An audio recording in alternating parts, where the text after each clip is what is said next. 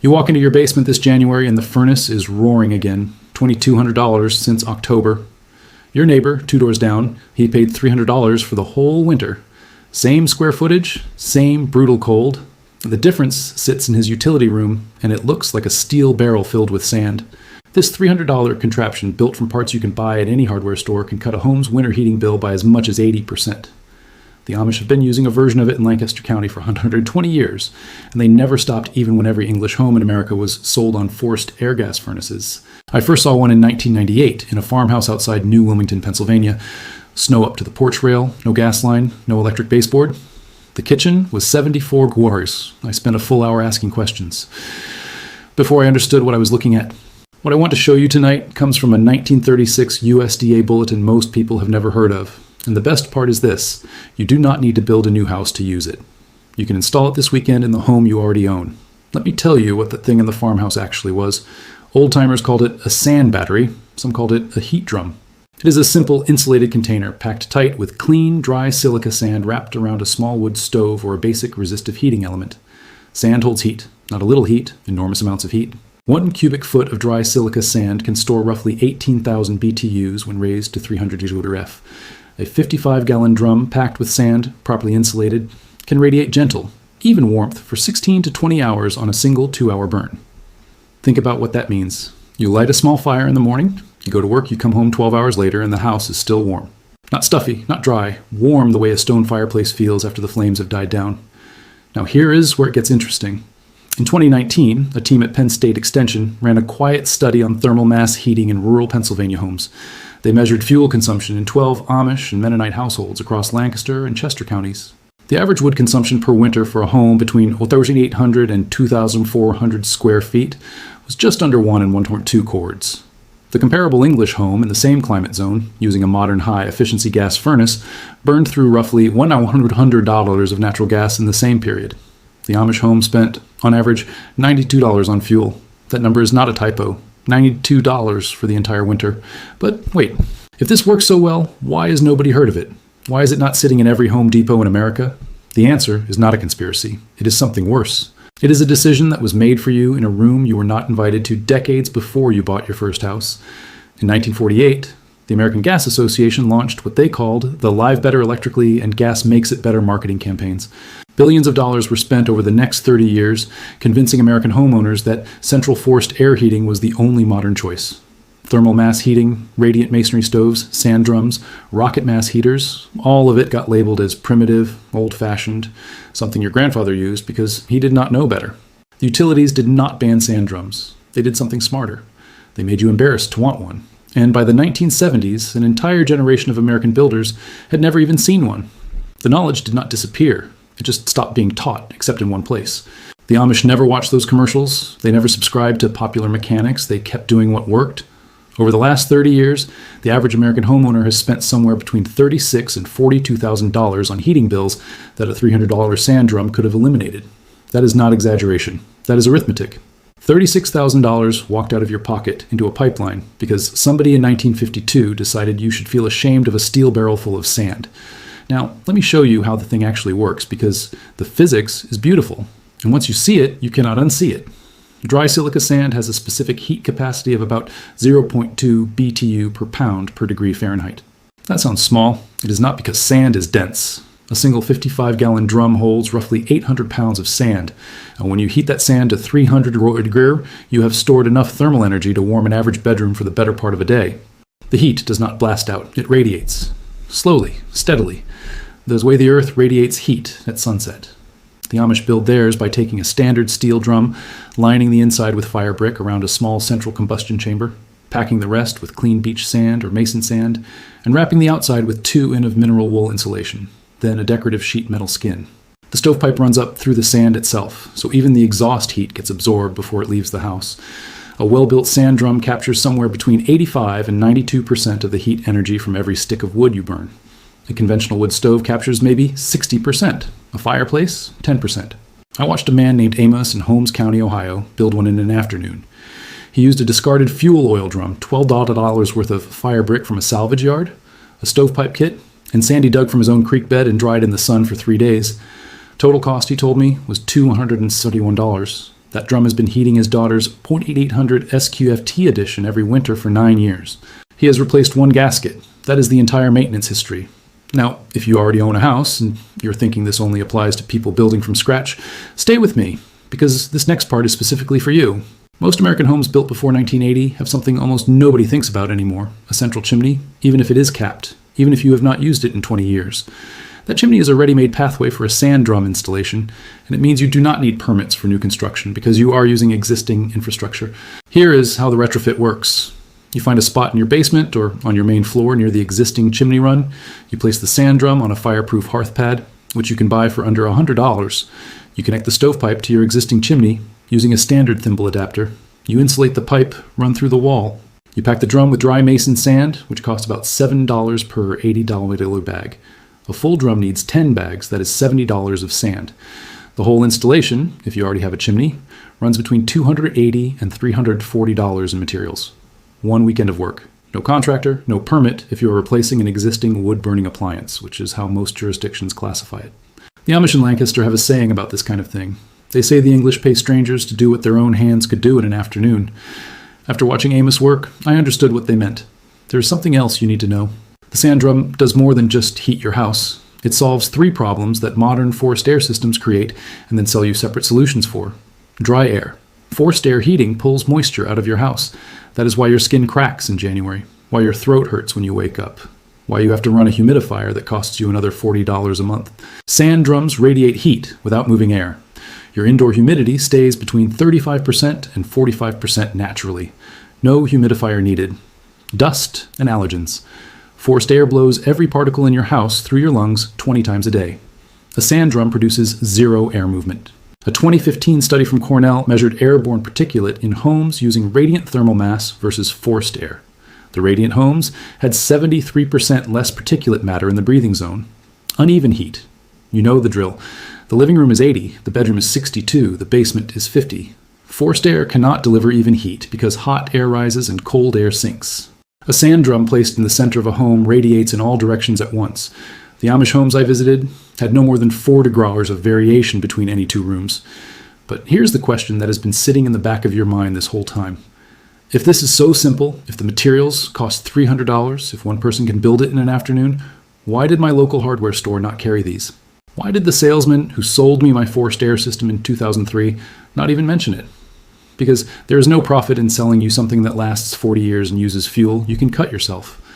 The HVAC industry in America is a $130 billion a year. Sand drums threaten that. Not because they are better, which they are, but because they make the homeowner independent. An independent homeowner does not call for service, does not replace a $2,000 blower motor, does not sign up for a maintenance contract, and here is where it gets darker. In 1978, the National Association of Home Builders updated its recommended practices for new residential construction, essentially standardizing forced air central heating as the default in every tract home being built in America. The committee that drafted those recommendations included 3 executives from major gas utility companies and 2 from forced air equipment manufacturers.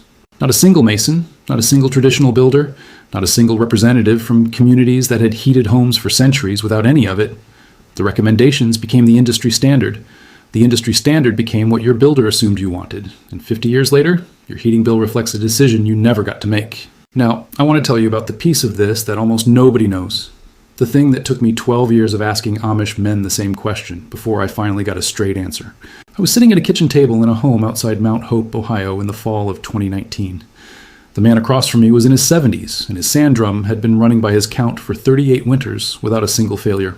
I asked him the question I always asked: what makes yours last so long when English wood stoves crack and warp and fail in 10 or 15 years? He got up, walked to the drum, and tapped the side. He said, "The English put the sand in cold, we do not." I did not understand what he meant. He explained, "When you first build a sand drum and fill it with sand straight out of the bag, that sand contains trapped moisture. Even sand that looks and feels bone dry holds somewhere between 1%, 3% water by weight. When you fire the drum for the first time, that water turns to steam. The steam has nowhere to go. It expands inside the packed sand, pushes against the drum walls, and over dozens of heating cycles, it warps the steel, cracks the fire brick, and ruins the seal around the stovepipe. The Amish know this, so before they pack the drum, they spread the sand on metal sheets in the sun for 3 full days in late summer.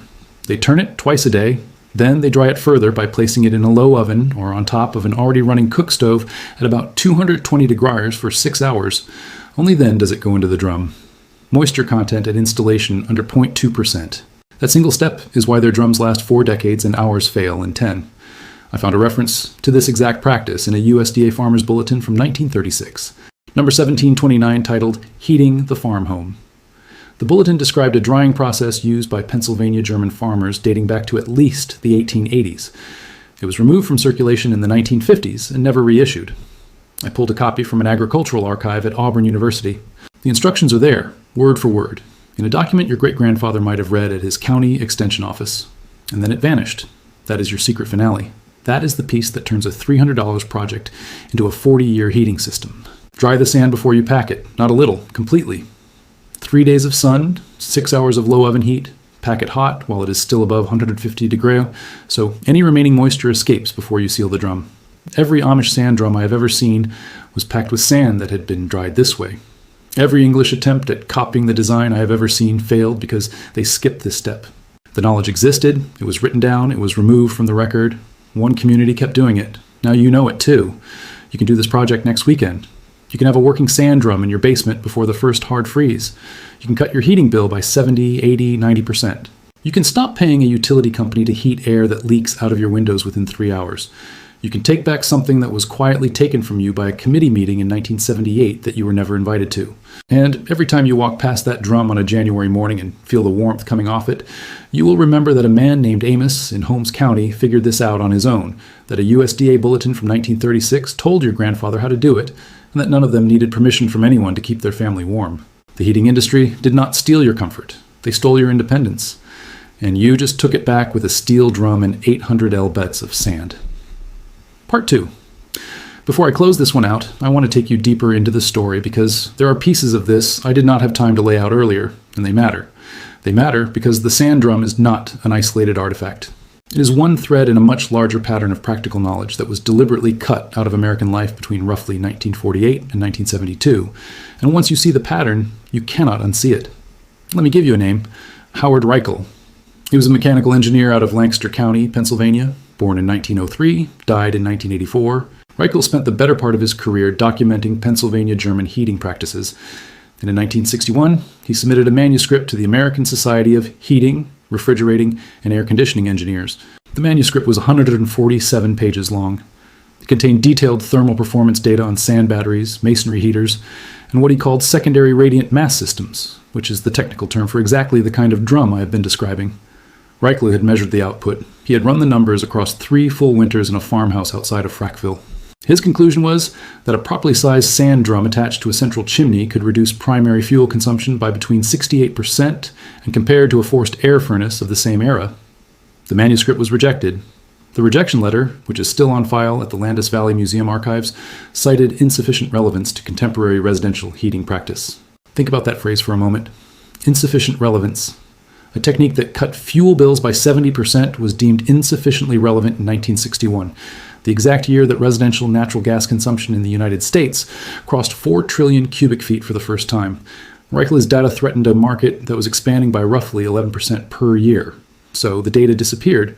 The manuscript was never published. Reichel died 23 years later with the pages still in a cardboard box in his attic, where his granddaughter found them in 1991. I have held photocopies of those pages in my hands. The numbers check out. I had a friend who teaches thermodynamics at a state university in the Midwest run the calculations through modern software, and the modern software agreed with Reichel to within 3%. A man in 1961, using a slide rule and a mercury thermometer, was as accurate as a supercomputer in 2024. He was not wrong. He was inconvenient. Now, here is the part that should make you angry. In 1978, during the energy crisis, the Department of Energy commissioned a study on low-cost residential retrofits for existing masonry chimneys. The study was completed in 1980. It identified sand drum retrofits as the single most cost-effective intervention available to homeowners in the Northeast and Upper Midwest, with an average payback period of 14 months and a projected lifespan of 40 to 60 years with minimal maintenance. The study was shelved. Not destroyed, not denied, just shelved. It sat in a government warehouse in Oak Ridge, Tennessee, until a Freedom of Information request in 2009 pulled roughly 60 pages of it back into the light. The rest is still classified as administratively restricted, which is a phrase that means nothing legally and everything practically. It means someone somewhere decided you did not need to know. I want you to understand the scale of what this would have meant. In 1980, there were approximately 38 million American homes with central masonry chimneys. If even a quarter of those homes had installed a sand drum retrofit at the 1980 average cost of roughly $160, the aggregate heating fuel savings over the subsequent 40 years would have exceeded, by conservative estimate, $420 billion. That is not a typo. $420 billion stayed in the pockets of utility companies and fuel distributors instead of flowing back to families. That is the real cost of insufficient relevance. And I can hear the counter-argument already because I've heard it every time I bring this up. Someone will say, well, if it was so good, why did the free market not preserve it? Why did companies not sell sand drum kits? The answer is simple, and it is ugly. The free market does not preserve things that cannot be metered. You cannot put a meter on a sand drum. Once it is installed, the homeowner owes nothing to anyone. There is no monthly bill. There is no service contract. There is no replacement part that breaks every 7 years. From the perspective of a capital allocator in 1955, the sand drum was not a product. It was the absence of a product. It was a hole in the revenue stream shaped exactly like a family that did not need you anymore. Compare that to the forced air furnace. The average forced air gas furnace sold in America in 1962 had a design life of 18 years, required an annual service visit costing between $12 and $20, burned fuel purchased from a regulated utility on a monthly billing cycle, and was typically financed through a consumer loan at 6 to 9% interest. Every single one of those features generated a revenue stream for someone. The sand drum generated nothing for anyone except the family that owned it. That is why it lost, not because it was inferior, but because it was too good to monetize. Let me give you one more piece of evidence, and then I want to talk about what you actually do with this information. In 1956, the Honeywell Corporation filed a patent number 2,749,080 for what they called a thermal storage heating unit. If you read the patent, which is freely available on the USPTO website, you will find that it describes in almost every meaningful particular a sand drum. Steel cylinder, granular thermal mass, chimney integration, passive radiant discharge. Honeywell filed the patent. Honeywell never manufactured the product. The patent expired in 1973 without a single unit ever being sold. Why file a patent on something you will never build? To prevent anyone else from building it. That is called defensive patenting, and it was standard practice across the heating industry for the entire post-war period. The technology was locked up in a filing cabinet in Minneapolis for 17 years, legally untouchable, while American families paid rising gas bills every winter. I am telling you these things because I do not want you to walk away from this video thinking you watched a piece of folksy nostalgia content. This is not nostalgia. This is forensics. There is a paper trail. There are names, dates, patent numbers, archived manuscripts, shelved government studies. The sand drum did not fade away because it was obsolete. It was pushed aside systematically by people who had specific financial reasons to push it aside, and the evidence of that pushing is still sitting in archives and warehouses if you know where to look. Now, what do you do if you have a central chimney, capped or active, and you are in a climate where winter heating costs you more than $1,000 a year? You are a candidate. The materials you need, I will list them one more time so you can write them down. A 55-gallon steel drum, food grade or reconditioned industrial, cost range $35 to $90, depending on your region. Approximately 800 lb of clean silica sand available at any masonry supply yard for roughly 4 cents per pound. A 6 in diameter double wall stovepipe section, about $40. A high temperature gasket kit, $12. A stove thermometer, $18. A length of 3 or 8 in steel rod for the internal baffle, about $9. Total material cost in most markets comes in between $180 and $320, depending on whether you source the drum new or used. The installation itself takes a competent person 1 weekend. I'm not going to pretend it is effortless. You are handling 800 lb of sand, and sand is heavier than people expect. You will want a helper, you will want a dolly, but the work is within reach of anyone who has ever hung a door or replaced a water heater. This is not rocket science. It is 19th century science, and the 19th century managed it without power tools.